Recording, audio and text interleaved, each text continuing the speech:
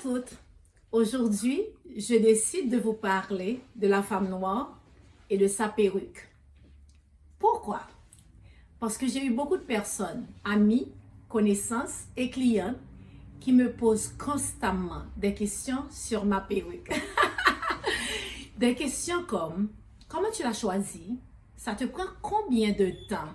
Est-ce que ça te dérange de la porter? Donc aujourd'hui, on va mettre les choses à plat, sans tabou, sans hésitation. Cette capsule, c'est ma vérité, notre vérité, en tant qu'une majorité de femmes noires.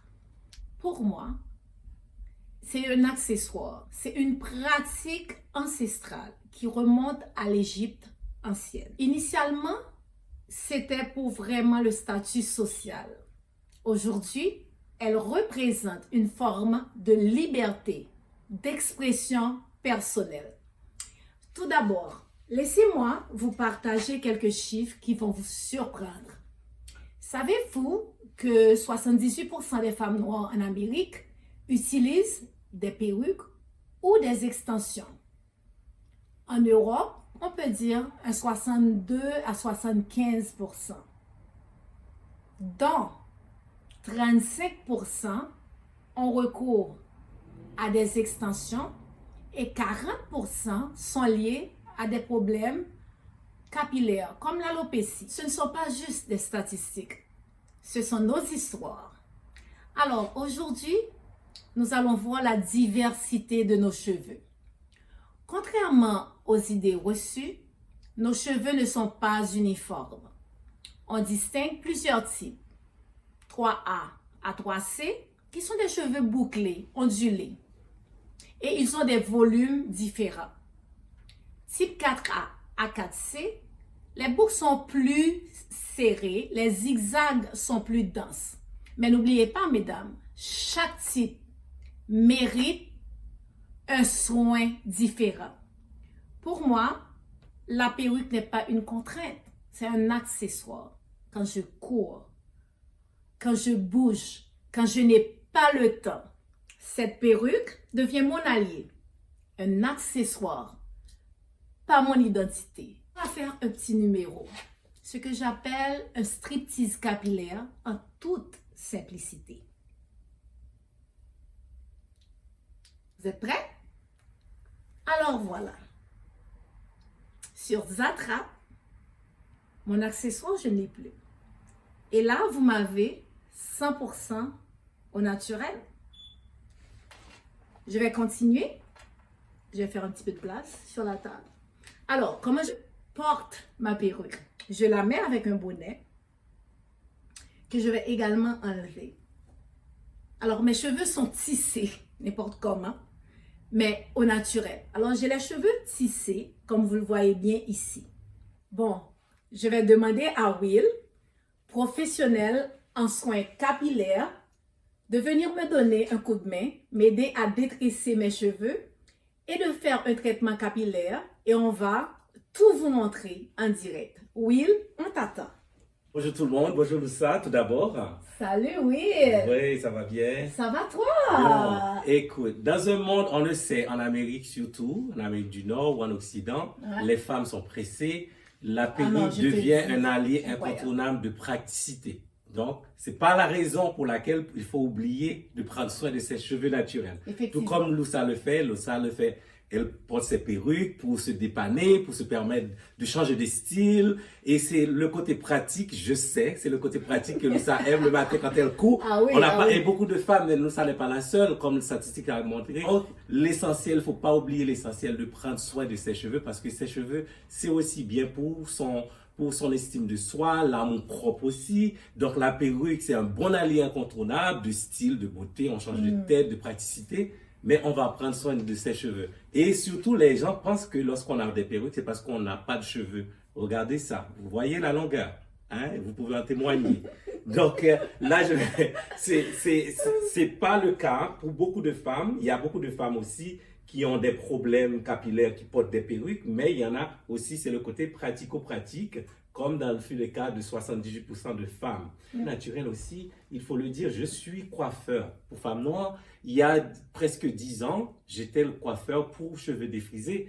Et puis, par la suite, je me suis dit, quand le mouvement beaucoup de femmes commencent à arrêter le défrisage, je sais vraiment, c'est un produit très toxique qui donne des fibres, comme on appelle, fibromes, qui salent l'ovaire, cancer. Et je me suis dit, non, je ne peux pas continuer à appliquer ce produit. Et qu'est-ce qu'il faut donner pour les gens qui arrêtent le défrisage en termes d'alternatives naturelles? Et c'est de là que moi-même, étant coiffeur, j'ai dû me former sur les cheveux naturels, puisque dans les écoles de coiffure, il n'y a pas de formation sur nos cheveux. Et ça explique aussi le côté pratique de la perruque, parce que c'est prendre du temps, puisque nous ne sommes pas habitués non plus à prendre soin de nos cheveux. Et c'est le défrisage, on faisait recours très jeune pour les mamans qui ne pouvaient pas, qui n'avaient pas de temps. Et surtout en Amérique, on sait comment c'est difficile. Donc à ce moment-là, je me suis dit, mais c'est vrai, je comprends le côté pratico-pratique, mais il faut aussi motiver les gens à prendre soin de leurs cheveux naturels en dessous.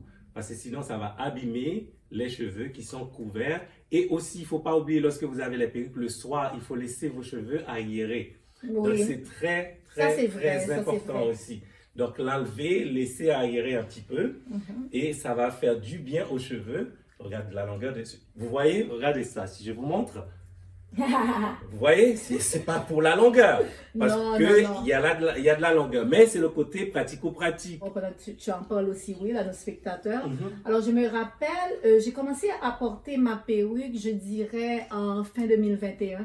J'avais, comme tu le sais déjà, je mettais un défrisant, de la permanente, mais à un moment donné, mon cuir chevelu ne supportait plus. Je ne pouvais plus mettre ma permanente en défrisant. C'est très irritant. Alors, ce que j'ai fait, tu te rappelles, j'ai fait un bob. J'avais les cheveux de cette longueur-là.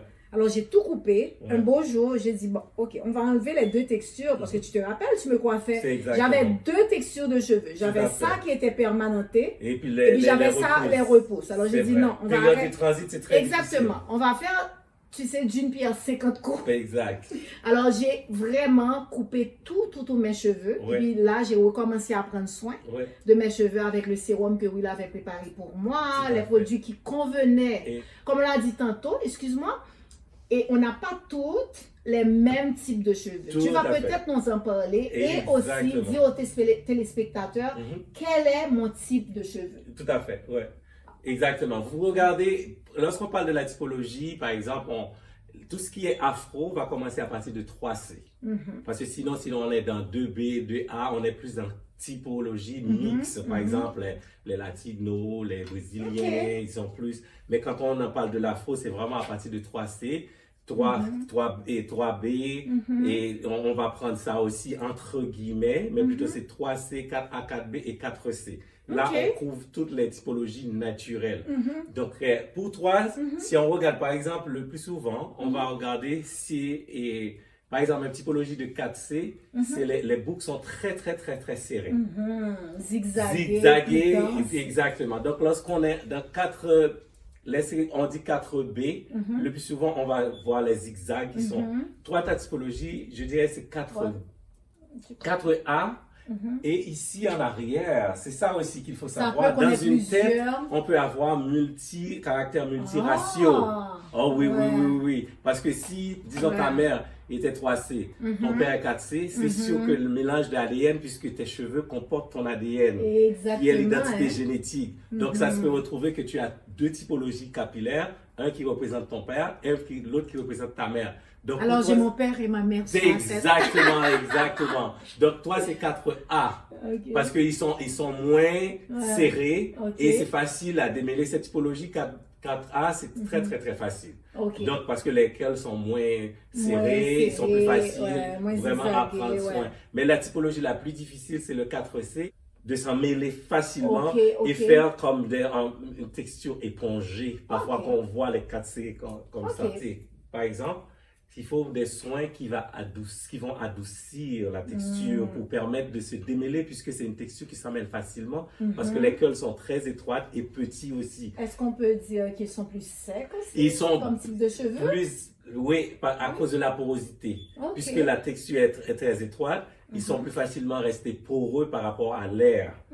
Donc, disons 4A comme ta typologie, ça, on va prendre un soin qui va juste hydrater en profondeur, définir, parce qu'ils sont déjà assez... C'est la question que j'allais te poser aussi, de dire aux téléspectatrices, surtout, mais si on ne vous met pas de côté, mais c'est une histoire de femmes aujourd'hui. Tout à fait. Alors, c'est juste pour leur dire, tu sais, dépendamment de leur type de cheveux, qu'est-ce que tu proposes, et puis expliquer aussi pourquoi moi, et la gamme que tu m'as préparée, exactement, c'était cette gamme-là. Alors, je voulais vous le présenter aussi, je vais laisser Will vous en parler un petit peu plus. Exactement, c'est ça, c'est ce qui adapte avec ta typologie. C'est pour cela que on n'a pas tous les mêmes typologies capillaires, comme je vous ai dit, 3C, 3B, 4A, 4C, 4B, 4C. Tout ça, c'est des numéros, mais des numéros qui démontrent le niveau de curl.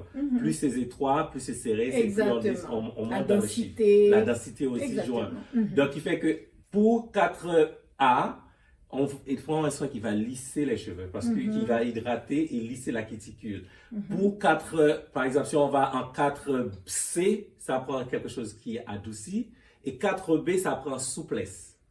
Donc, puisque les zigzags, ils perdent de souplesse. C'est pour cela qu'ils font zigzaguer et serrer. Donc, à ce moment-là, ça prend un soin qui va vraiment assouplir la kératine du cheveu pour permettre à ces cheveux-là de retrouver leur élasticité. À démêler parce que la texture est déjà assez lisse, plus ou moins. Donc, il n'y aura pas de souci. C'est justement pour cela, il prend un soin qui lisse déjà, ça facilite. Je suis déjà fatiguée, je vais laisser Will terminer pendant qu'il parle. Non, c'est exactement. Et puis, une chose aussi, lorsqu'on démêle les cheveux, s'il vous plaît, il faut toujours démêler de la pointe à la racine. Parce que si on commence à démêler ici, que ce qui est le cas de tout le monde, qu'est-ce que vous créez? Vous créez des nœuds. Exactement. Vous créez des nœuds ici, et là, lorsque vous allez forcer, vous allez sûrement casser ces cheveux. C'est la raison pour laquelle il faut toujours démêler de la pointe jusqu'à la racine, pour éviter la cassure. Parce que les cheveux naturels, ça pousse, mais il faut savoir en prendre soin, surtout le démêler. C'est le démêlage qui fait que les cheveux se cassent. Donc, qui fait que ça pousse beaucoup, mais ça ne reste pas longtemps à cause de la cassure. C'est parce que beaucoup de gens, non seulement ils utilisent des produits qui sont inappropriés, parce que les gens, ils achètent n'importe quel produit. On nous fait croire, tu sais, qu'on a toutes, les noirs, la même texture de cheveux. Ça, je l'ai appris à mes dépens. Merci à Will pour beaucoup de types qu'il m'a donné. Mais c'est ça, parce qu'au début, on pensait, tu sais, on avait un type de cheveux, c'est des cheveux crépus. Exact. Et quand on dit noir, on dit cheveux crépus. Mais c'est faux. C'est faux. C'est pas vrai. C'est parce que dans les cheveux noirs, il y a plusieurs caractères. Il y en a aussi, même si les typologies de 4 à 4B, 4C, il peut avoir une texture qui n'est pas aussi poreux. Et il faut parler aussi de la porosité des cheveux. Ça, c'est quelque chose de très important. La porosité, par exemple, ici, on voit, les cheveux ne sont pas trop poreux, ils sont juste un peu secs. Donc, parce que quand les cheveux sont poreux, on ne voit pas cette texture qui est lisse. On le voit, une texture qui est déshydratée, desséchée. Donc, c'est comme un mur, ça veut dire que les écailles sont toutes ouvertes. C'est comme un mur, par exemple, le mur est en béton, disons. Si tu envoies de l'eau dessus, mais l'eau doit couler si le mur est étanche. Si le mur n'est pas étanche, il absorbe l'eau à ce moment-là. Ça fait que ça va rendre le mur poreux. Donc, il fait que la porosité du cheveu, quand on a un cheveu qui est poreux, ça veut dire que ça ne retient pas l'hydratation. Tout ce qu'on met, ça passe à travers. Donc, c'est très important d'avoir des soins qui referment les écailles. Tu vois, comme tes écailles, malgré on n'a pas encore fait de soins, on voit déjà, comme tu en prends soin, les écailles, même malgré les cheveux sont sales, on voit déjà tes écailles sont bien brillantes parce que la cuticule est bien refermée. Il est très important d'utiliser un soin qui soit adapté à ta typologie parce que c'est pas tout le monde qui est 4A, c'est pas tout le monde qui est 4B, c'est pas tout le monde qui est 4C, c'est pas non plus tout le monde qui est 3B, 3A, 3C. Donc, il faut vraiment connaître la typologie capillaire, qu'est-ce qu'il faut pour avoir une chevelure qui reste en santé et qui pousse. Tes cheveux, ça pousse beaucoup. Hein? Ben oui, écoute, moi... Depuis la dernière fois... moi, je les chouchoute assez bien, Will. Tu sais, je mets de l'huile de coco, tu sais, baume hydratant spécifique, le masque nourrissant que tu m'avais donné aussi. Exactement. La belle crinière est très bonne pour la typologie, vraiment 4... Parce que mes cheveux ont besoin d'amour. Oui, ils ont besoin d'amour. Le 4A, c'est vrai. Beaucoup d'amour. Beaucoup d'amour. Et vous voyez, même si c'est pas pas encore se faire un soin, mais au moins, on peut facilement le démêler sans avoir à prendre une brosse ou un peigne. Juste avec son doigt, déjà, ça glisse facilement. C'est ça l'essentiel, mes amis. Il faut avoir un soin. C'est pas parce qu'on a tous les cheveux naturels, il n'y a pas de soin one size fit all. C'est pour cela que les gens, ils ont beaucoup de difficultés à trouver un produit parce qu'ils achètent un produit qui n'est pas adapté à leur typologie. Ah oui, ça m'arrivait avant, là, je te disais. Surtout qu'après avoir coupé mes cheveux au complet à la garçonne, ce qu'on appelait, je voulais vraiment trouver des produits naturels qui soient adaptés à la typologie de cheveux. Heureusement que je connaissais Will. Exact. Alors, c'est pour vous dire que voici. Ça, c'est mes cheveux. C'est ça. Pas parfait. Coiffé, là, parce que là, on va voir aussi la beauté, pas lissé. Parce que c'est ce qui est bien aussi. On peut faire, tu vois, on peut porter ça pour se dépanner. Et puis, on peut profiter aussi de la beauté. Vous allez voir comment ça va transformer, comment les cheveux vont être très, très, très, très beaux. On a de beaux cheveux. On va vous montrer. C'est juste avoir des bons soins qui soient adaptés. Et puis, voilà. Et puis, pourquoi pas aussi changer de tête. Changer de style. 100% authentique. On se retrouve là-bas, les amis, pour continuer. À plus. À tantôt. Vous allez voir le résultat.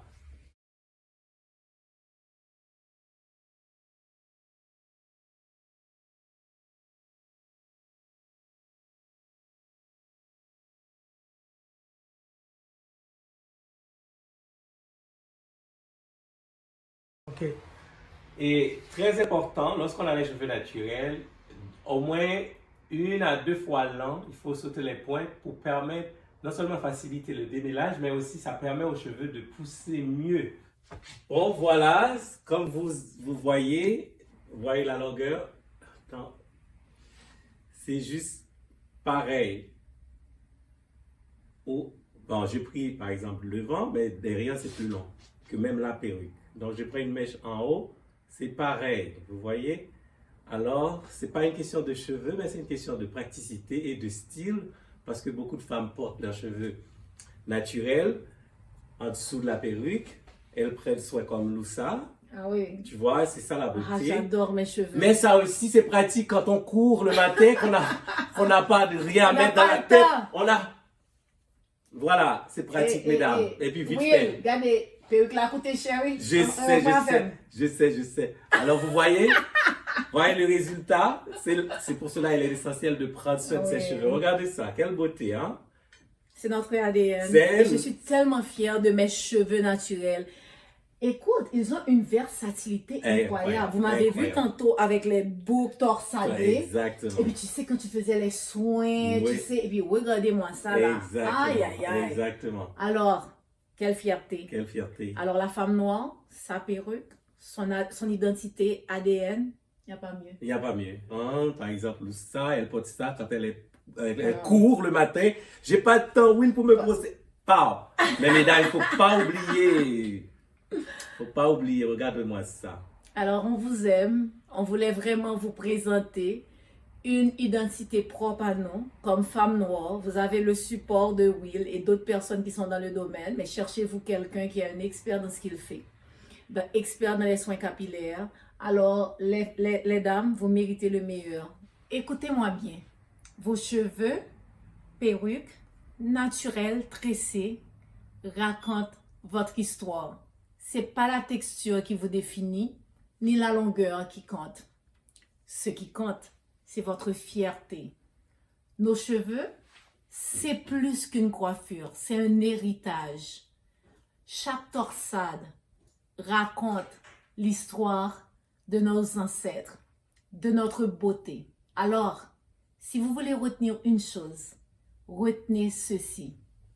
Vous êtes plus que vos perruques. Les perruques, certes, sont un moyen d'explorer plusieurs styles, de gagner du temps au quotidien, mais elles ne devraient jamais être un prétexte pour négliger vos cheveux naturels. Ces derniers sont une histoire de votre beauté, de votre identité. Vos cheveux naturels méritent toute votre attention. Certes, les perruques deviennent un accessoire pour nous aider.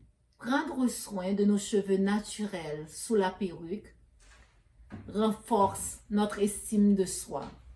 N'oubliez pas, vous êtes magnifique avec une perruque, sans perruque et avec les cheveux naturels. Point final. Alors, c'est ça l'histoire que je voulais vous raconter. Que Will aussi voulait vous montrer comment prendre soin de nos cheveux naturels. Voilà. À la prochaine. À la prochaine.